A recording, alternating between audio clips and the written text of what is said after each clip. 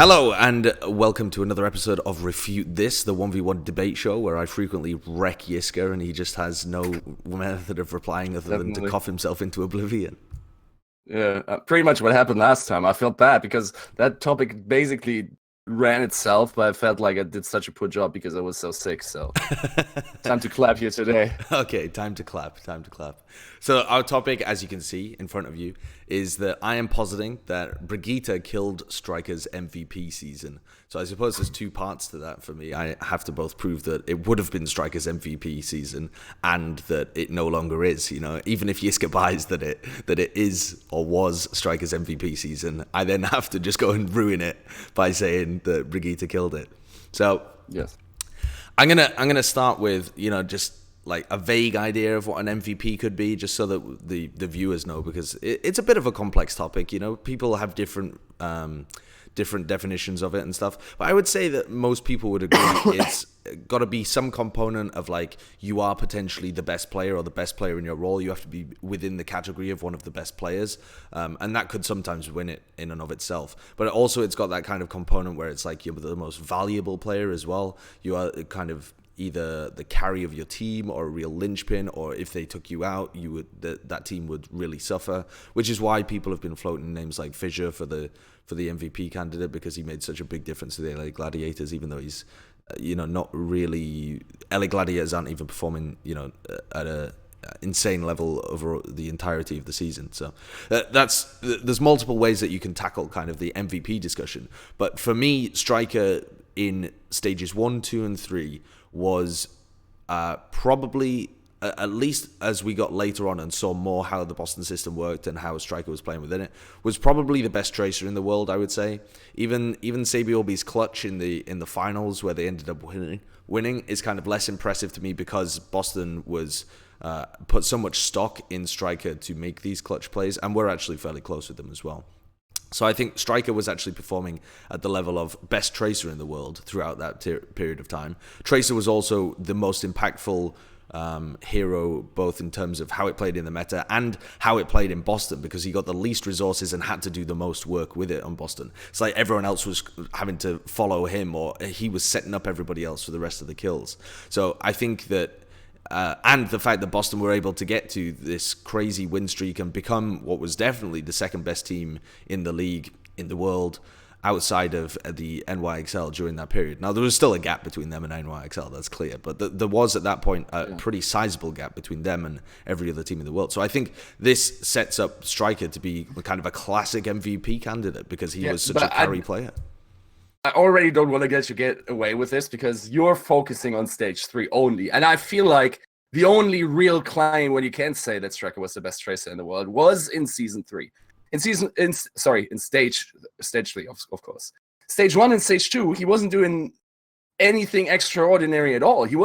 Nobody called him out as like a league MVP or whatever. And that is one of the big talking points. It's like you have one stage so far where he was probably pretty good, right? Probably pretty good. So you got to give me that at least. That stage 3, he was. No, stage 3 when Dreamcasper was left out of the team, he definitely stepped up and was the main reason why they were able to do what they did in stage 3. I'd readily give you that. I don't see that in stage 1 and stage 2 at all. He was definitely not the best player on his team in stage 1 and stage 2.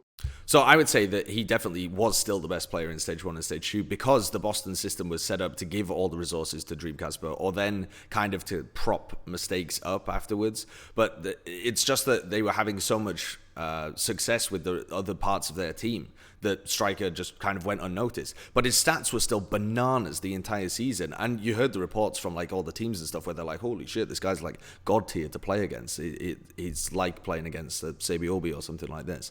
And the way that their team is set up, it was like Gamsu and Striker making these mini plays, and then everybody else follows up. And Dreamcasper just kind of mopped up all the kills and was incredibly talented at a range of other heroes. But Striker, I think, was still excellent in stages 1 and 2, because if he was only excellent in stage 3, his aggregate stats from the entire season up until that point would still only be reasonable. You can't just have average stats through stage 1 and stage 2 and then really good stats in stage 3 and that affect the averages of everything. His average stats were bananas at the end of stage 3. Yeah, he was for the entire season. 1 and stage 2, I think Winston's Lab has him as the fourth best tracer in Overwatch. And then in stage 3, I believe he's the strongest. Now, obviously, Winston's Lab rating, you can talk about this all you want, right? And it definitely doesn't capture like playstyles like Sebiobi's well, so there's a problem here. But I don't think he was necessarily absolutely beasting. And I do think that certainly like someone like a Sebiobi, like a Prophet at this point, still like a Birdring, even on Tracer, was still easily comparable to him. Okay. And then that's also the guys he goes up against, right, over the entire season. It's like we are picking out that one stage in particular, while the other guys that went up to he goes up against easily had these stages too, and had a more steady performance at the top. And consistently. No, I mean, what you're saying that Birdring on Tracer? No, Birdring, no. Birdring is definitely and so Sebiobi, I would say, is the only one really, because Prophet had good performances, but even when you look at the aggregated stats, it's not even about stage 3. When you look at the statistics of stage 1, 2, and 3 together, which is how we should think about this, right? It's not that we should discount stage 3; it's that we should measure them equally. If we're talking about an MVP all season, it's not really something where you should have a recency bias towards the end of the season. I agree. No. But if you look at his aggregated stats over stage 1, 2, and 3, they are insane. They easily beat out every other tracer, apart from perhaps there's like a couple of categories where Prophet is doing okay, but he's still better than Prophet in every category that you measure. That is also the part why Prophet, if you look at the stats comparatively, Prophet played like half as much time on Tracer during that time, because he's the guy that needs to flex around his team. He's the MVP of his team, because with Gesture together, they have to somehow make it work, especially those Triple H guys that thankfully have been kicked off that team now. That fucking ship anchor that kept him down. But no, Prophet can't have these same Tracer performances because he doesn't have to hone in on that one particular pick. And that is exactly why he's not rendered useless now. Because he has these off picks and has probably 5 picks, 6 picks in Overwatch League in a top 5 level. Nobody else other than possibly Libero has that. What has Striker? Like, he played some Junkrat, and he wasn't terrible at it. Like, he played some Hanzo. Jumps on him on Junkrat comparisons. Like, Prophet is just unbelievably better at Junkrat than Striker. And Striker played a lot of Tracer, especially, I believe, in stage 2. Yeah, sure. But here's why I don't think that Prophet has the same claim to be an MVP as Striker does before stage 4 happens. Because London were utilizing him in a poor way that didn't make the best use of his resources. He is the most flexible player on that team, and in some sense, like, if you removed him, they would be stuck because they would have to, maybe pigeon a whole Birdring into those positions where he has to flex across everything. It would definitely make them weaker, but they haven't set him up in a position to succeed because he's having to go through all of these different roles. But that is it. He is not playing at his best. He is not playing at an MVP caliber because he's hampered by the rest of his team, perhaps. Yeah, but he's still not doing it. Like, his stats are good, but his stats are not like carrying level. His stats. No, they are. That's okay. The thing. All right. So his. Let's go into some stats. Yeah. Go on then. You. So Brigitte is unarguably the best in the league. Brigitte's stage 4, mate. Get Brigitte out of this conversation. Okay, we're talking stage 3, 2, and 1.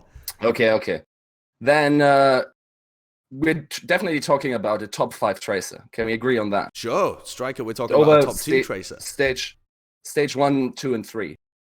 We're talking about a top 5 Genji over stage 1, 2, and 3. I think so. Stage 3. We're talking about... The problem is, when their team started sucking, he did too. Whereas Striker was just consistent throughout the entirety of the stage, putting up really beastly performances. But some of Prophet's stats really suffer when the rest of his team does, because he plays these other, you can make the excuse that, it's because the rest of his team's sucking and he plays much more of like a team role when he plays these other heroes. Like Genji, it's really difficult to play like a insane carry Genji if the rest of your team's blowing. But Striker just managed it all the time, even with the tiny resources he was given. Yes, and... The thing is with Prophet, I don't know if he actually starts sucking at some point, because yes, there was a time I remember during stage 2, late stage 2, I believe it was, or might have been early stage 3, that he had a dip in performance that was very, very uncharacteristic for him. He had like 3 or 4 matches in a row where he was performing poorly statistically. That was the worst this guy ever had in his entire career, right? I readily admit that. But a season is like 40 games long, which I can only remember because Shanghai Dragons is going to go. And which makes it all the more incredible that Striker was able to put up beastly numbers in every game. It's almost impossible, actually, to find a game where Striker didn't perform insanely well when he's able to play that Tracer. And I don't think that you can take, like, you only play Tracer away from it, because it was the most pivotal hero at that time in the meta, and you could just play it all the time.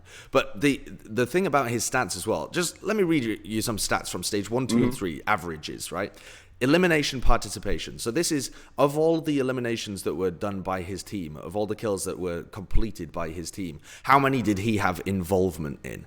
And the top 10 of this is normally dominated by off tanks and by main tanks. You know, they're leading it in, they're doing little bits of chip damage. There's only 3 DPS there's only 3 DPS in the top 10. One is Prophet at 50%. So 50% of the kills that London gets, Prophet is involved in them. Again, he's like a candidate for MVP. I'm not denying this. Striker is at 55.66%. He is like 4 percentage points ahead of everybody else in the league, including all of these tanks and stuff. He is just absolutely the most pivotal player for the Boston Uprising across stages 1, 2, and 3. He's getting involved in every kill. If he's not involved in a kill, you ain't getting that fucking kill. And sure, but that was more a limitation of Boston's playstyle because Dreamcast was out, and then they basically had to do that. He was only out for a tiny bit of time. Yeah, no, I'm saying like when they had to reassess their playstyle because Dreamcast was gone from the team, then they had to put all their eggs in Striker's basket, or all their eggs in Striker. They just implanted all their eggs in Striker, and that never had to, or probably erroneously never happened for London with Prophet. Prophet is still trying to accommodate some of these like terrible players at times instead of just trying to focus on that. And if we're thinking back on the stage 1's performances, you had way more stuff going on with Gesture and Prophet. They were running the show most of the time. Now you're actually trying to run it around other players, and that's worked for a while when Birdring was actually popping off. But Birdring had like probably almost 2 stages where he was worse than Hurek in terms of stats. Like, just imagine that. He was worse than Hurek. He was legitimately probably in the bottom 10% of players. And that should make Prophet stats increase. The same argument could apply to Mistakes, right? Mistakes didn't have the best stats in the world. He was swapped out for a worse player, and then Birdring becomes a worse player. This should allow Prophet to step up. If Prophet was an MVP throughout stages 1, 2, and 3, then I think London would have been doing better after stage 1. In stage 2 and 3, if the other parts are not performing, then Prophet and Jester should still be able to go out on these individual solo dives and get work done. But it didn't. It wasn't working for the London Spitfire at that time. Yeah, I mean, keep in mind, like London and Boston were basically the same over stage 1, 2, and 3. Do you remember what happened in the London Boston game in stage? It was stage 3. Okay, Striker absolutely runs the show, destroys everybody. Him and Mistakes on the final point of Oasis, tearing shit up, saving an impossible situation. Prophet, your MVP candidate, turns around and pulse bombs a wall. Yes. Remind me again who the players on London were in that match. I couldn't possibly remember. Yes. A lot of H's are popping up in your head right now. I don't even entertain that argument then. It's Prophet pulse bombed a wall. No, that's a ridiculous argument. I'm being facetious, but I mean, I think there are definitely. I mean, let me go through another statistic as well. Kills per 10 minutes, right? Which is just final blows per 10 minutes, not eliminations. He's so kill participation, he's clearly first in the league. Kills per 10 minutes, he's third in the league at 9.93 when you add up stages 1, 2, and 3. The first is Pine at 10.4, a little bit ahead of him. Then it's Shadowburn at 10.13. So these are guys that just get subbed in every now and then when you consider stage 1, 2, and 3 all added together. So out of the players who are in the game every single time, Striker is in the lead.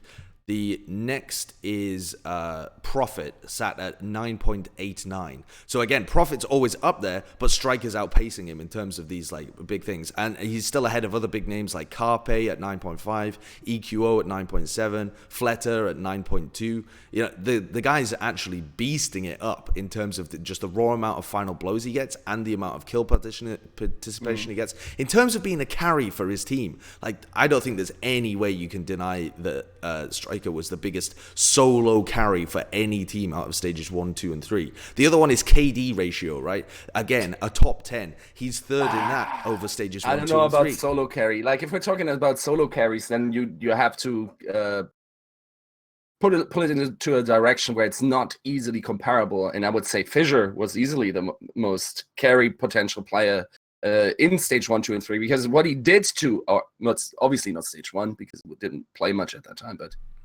the way he transformed that team, and then also what he was able to do on Winston. Yes, he commanded a lot of resources, but it also ultimately now made LA Gladiators at least at the moment, top 3 team in the league, right?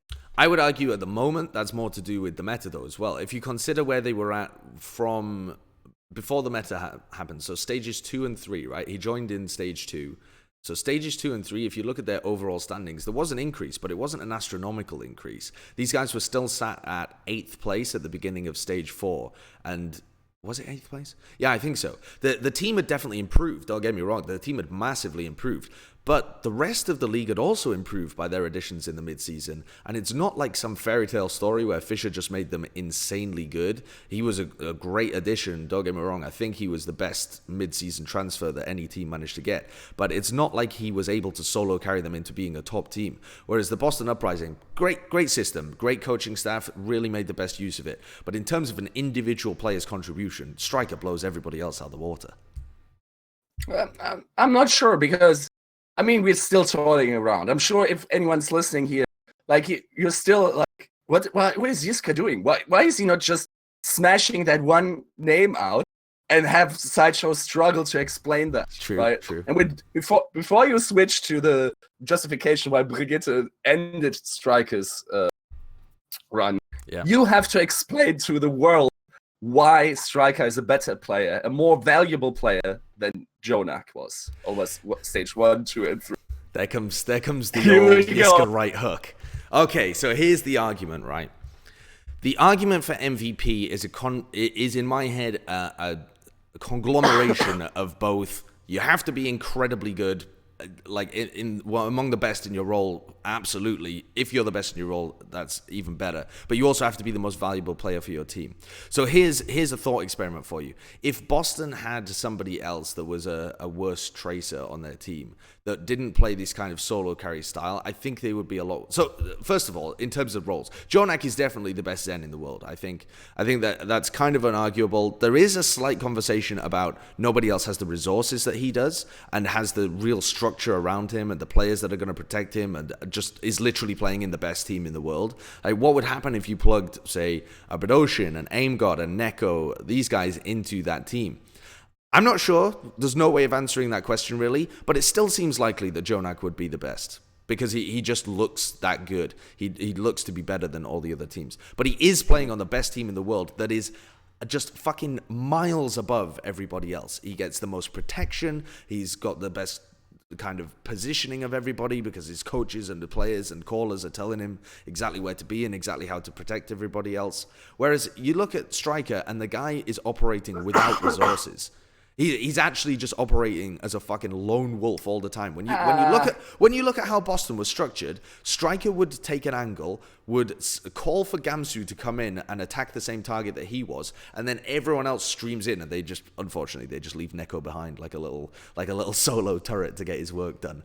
And then Kellex will sweep back and pick him up at the end. But they have these like really elaborate dives, and it's always Striker either pushing people into position, getting solo kills, mopping up the kills afterwards. It's not like this guy's sat with a Harmony Orb on him all the time because that was required for his tanks. It's not like this guy has the Mercy on him all the time because that was required for either Dreamcasper or Mistakes. They had a real structured system, and they made advantage of the fact that Striker was an absolute beast in the same way that NYXL play around Jonak because they recognize that he's an incredible talent. Boston played around the fact that Striker's so good, we don't have to give too many resources to him, and we can afford to let him set up the plays. These are two players who are like the pivotal forces of their team, and I think the fact that NYXL in the rest of their like structure is so unbelievably talented means that it does kind of prop Jonak up. It allows him to play this ridiculous style that nobody else can. He's given a butt ton of resources, whereas Striker actually is providing more to his team. He's got an excess in terms of the stuff that he provides. So I think when you weigh it up in terms of, yeah, they're both like great at their role, I would say in stage 1, 2, and 3, they're both the best at their role. It's not a role you can really compare, in my opinion. They're both probably the two most... is main tank also the most important? I don't know. I think most people in stages 1, 2, and 3 would probably have said that Zen and Tracer are like the two individually most, carrying roles in the game or something. And in terms of their place within the team, who would be most valuable? I think NYXL would still be the best team in the league if they had someone like a Bedosian, like a Neko, like a whatever, because the team itself is just so good. Whereas Boston Uprising, I think they shit the bed if you take Striker away from them. So let's say you put a Neko on NYXL. Do you think they still win 32 matches up until this point? I think they're still the best team in the league. I don't think they would have that same level of dominance, no, but I do think that they would still be the best team in the league because their style is about slowly setting up, minimizing your own mistakes, pushing people into great positions, and then they know that they have, first, the best Widowmakers in the league, and second, they have almost the best Widowmakers in the league. It's very rare for them to get outpaced, and they have the best positioning in the league because they've set themselves up so well, and they have the best Zen in the league as well. So they are guaranteed, like, more poke than the enemy team does and more eventual picks than the enemy team does as well, so that they can like force enemy teams to dive into them. But so yeah, I think if you put Neko on that team, he's still getting the advantage of all of that pocketing, he's still getting the advantage of being put in the best positions, he's still getting the advantage of just being in a position to throw out damage as much as he possibly can. And yeah, there's probably some situations where Jonak clutches or Jonak does more damage than Neko does, but there are guys like who are really fucking good at Zenyatta in this league who get a fraction, a minority, a little snippet of the resources that Jonak does, and are still able to put up good numbers. So I think a large amount of the difference between guys like Bedosian, Neko, Aim God, and a Jonak is the system of NYXL. I think they would still be the best team in the league. Well, what I see a little bit neglected here is that, and especially also in the discrepancy between stage 1, 2, 3, and then 4, is that we're not giving enough credit to the structure that actually Boston had and that Krusty created for them, right? You talked about these 4-man dives and whatever and how Striker set them up. Yes, but your coach also needs to put you in that position. So if we're giving that little bit of a minus, if you want to call it that to Jonak, that he has all these resources and that he's in a team that has the best positioning, Boston certainly isn't a team that plays Overwatch terribly or doesn't know what they're doing. They were definitely up there, especially in stage 3. Definitely. That's why they won they won the entire stage in the sense that they won every single match, right, and up until the playoffs. Yeah, definitely. And that's why the title is Brigitte killed Striker's MVP season, because Krusty's middle name is Brigitte. Oh yeah, of course. No, I think yes, you have to talk about the fact that Krusty set up like a really good system for the rest of the team to use and taught Striker as well. I think Krusty is also doing a really good job with Sinatra as well right now. So there's definitely something to be said for the effect of the coaching, but I think it's definitely the combination of the reduction in coaching so that their entire team systems are kind of falling apart, but also the fact that Striker just legitimately can't carry on his best hero again. Because even if you take the Boston Uprising right now and they still had Krusty, I think their players are still struggling to be able to perform at that kind of level without Striker there to just go, hey, don't worry, lads, hop in my fucking backpack. I am going to take you on a ride. Because the guy is not the best Widowmaker in the world. The guy cannot carry on a Widowmaker position. His Widowmaker's objectively not too bad, but when you compare it to other Widowmakers in the league, Striker isn't getting that much work done. And the inability to play Tracer in this meta is really hurting him. And even if they had the best setup in the world, we're seeing that San Francisco Shock are not unbeatable, even with Sinatra getting... He pretty much has top 2 or top 3, some are top 1, stats on Tracer in the whole of Stage 4, Sinatra that is, because they've got this nice setup with the dives and stuff. But the team's still getting rocked. And so this would have, I would posit, be a similar situation on the Boston Uprising, where even if Striker was playing Tracer and the team was still playing this dive kind of meta, Striker would just legitimately not be able to carry in the same kind of way because you've got so much more shutdown potential. Okay, so do you want to now switch to the argument? So you basically already started arguing for his decline in Stage 4. Yeah, I would argue... I just bridged that without anyone ever accepting I won the first argument. We'll just bridge into the second. I mean, as soon as I said the double J word, you were basically gone, so I'll check that off. No, but I actually think that if Striker now gets some time on Widow, I was very surprised how well he was doing, actually. Like, he had some pretty sick flicker rounds, for instance, 180 against... who was he playing against? He absolutely dumpstered a Tracer on Blizzard World. I think I know what you mean, where he just wrecked them. Who was he playing? It was Boston. Oh, he must have been playing against Seoul, right? That was the most recent game that they had. Yes, that could have been. Yeah, Munchkin, yeah. Yes, and then wasn't that where Fleta was... Wasn't that the thing where Fleta was triggered onto Widowmaker that match too? But it was like, so, yeah. Come on, Munchkin, get off! Like, now I'm fighting against Striker. But then when Fleta actually was on it, Fleta ended up getting the better end of him, and Striker went very quiet in the final couple of maps. It was only really that, like, he had a couple of moments where he clutched a few things, and then tried to come alive on the control, if I remember correctly. But the guy has just had kind of mediocre statistics, and also on Junkrat, he's had mediocre statistics in Stage 4.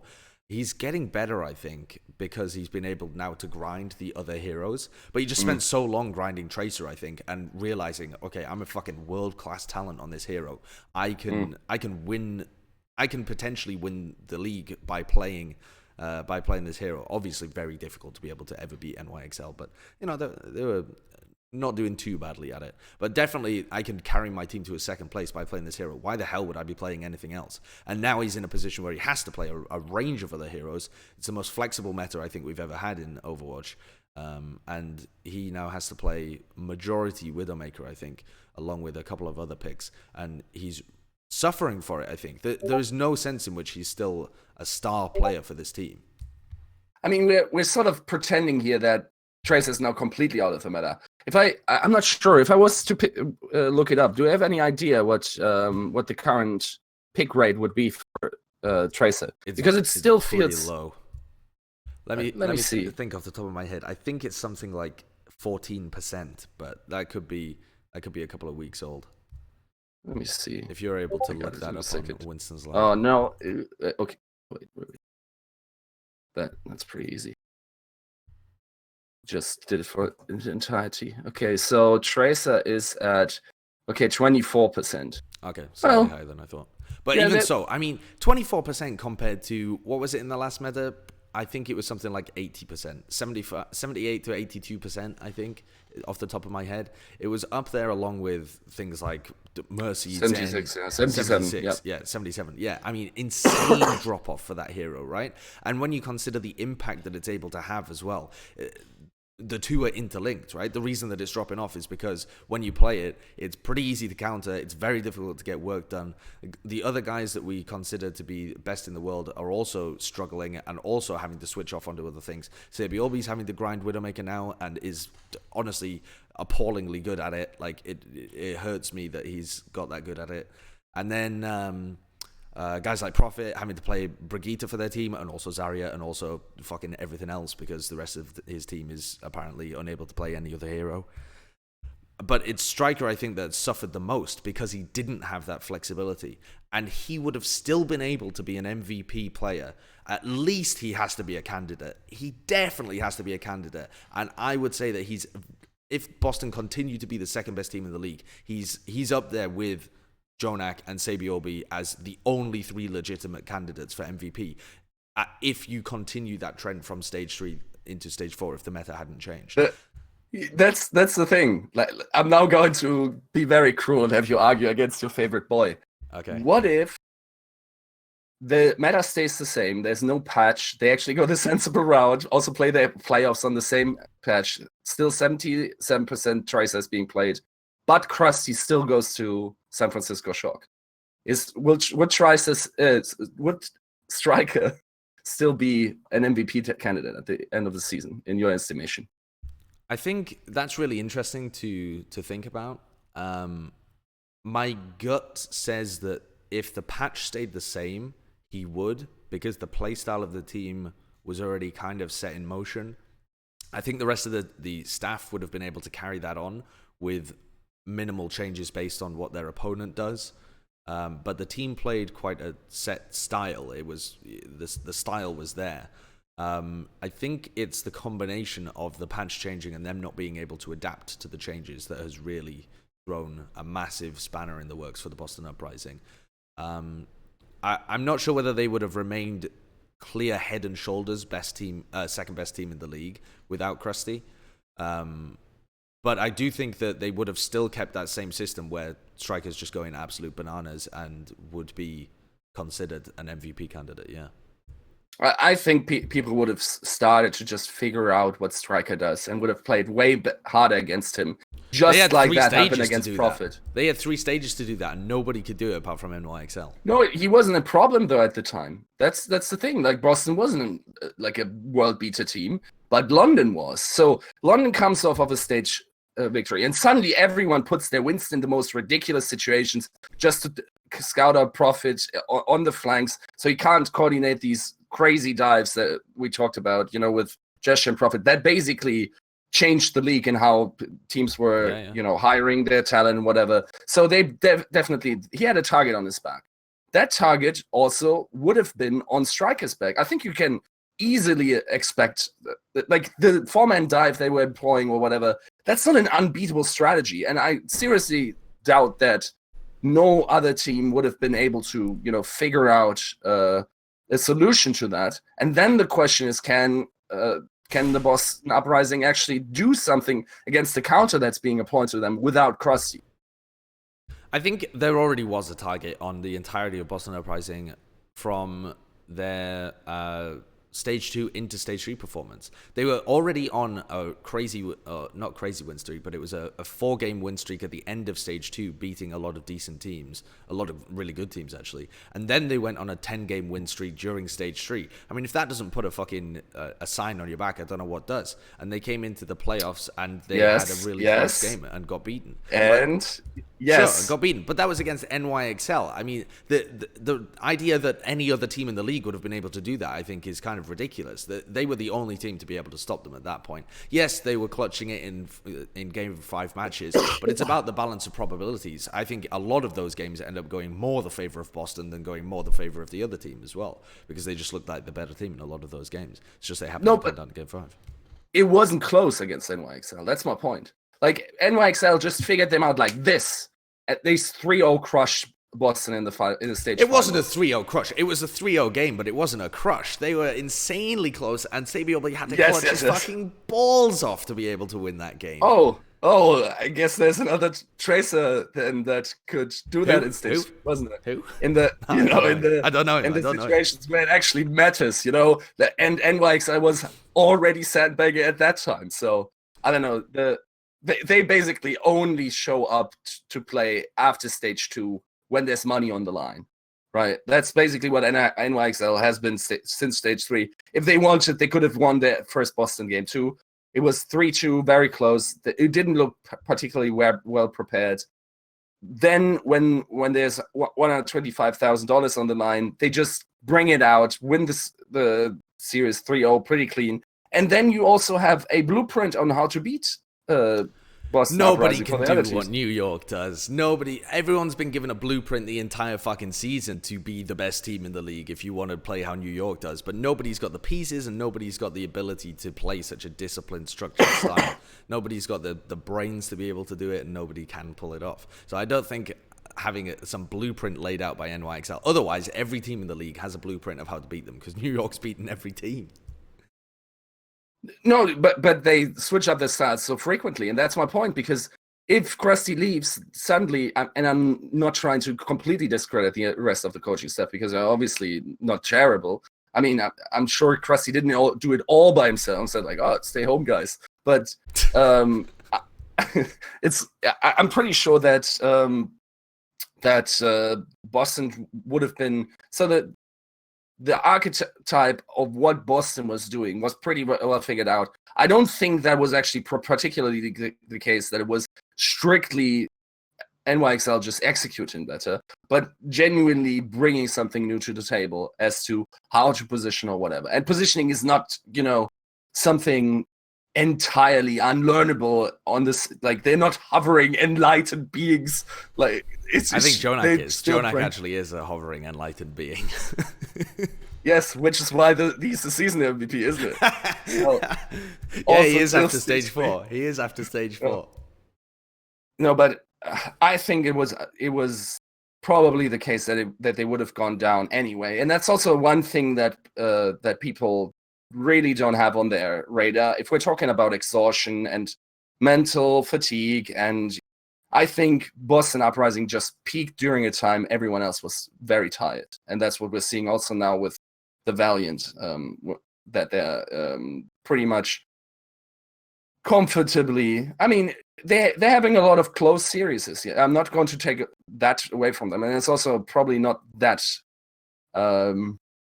fair to claim that, especially now that there's a pretty solid, run for the playoff slots going on, especially against their direct opponents like Philadelphia or whatever. But I think there's a general way how teams just go up and down over the season and how they manage their mental fatigue. Some of them are forced into mental fatigue. Some of them are just deliberately taking a step back because it doesn't matter for them anymore. Either they are, already outside of the playoff spots, or they are already first in the league or whatever.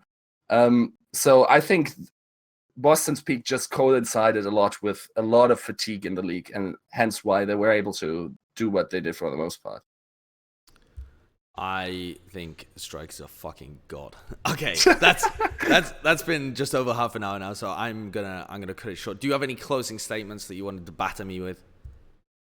You're insane for saying he's better than Jonak. Okay, I'm not revisiting that. Honestly, you put fucking Striker on NYXL, the guy's gonna tear places. Actually, I don't think it'd make that much of a difference. Sabiobi's already a beast. No. But anyway. If you enjoy, I don't know why I even do an outro for these things. We should take a page out of fucking Thorin's book and just cut the episode. Just cut it short.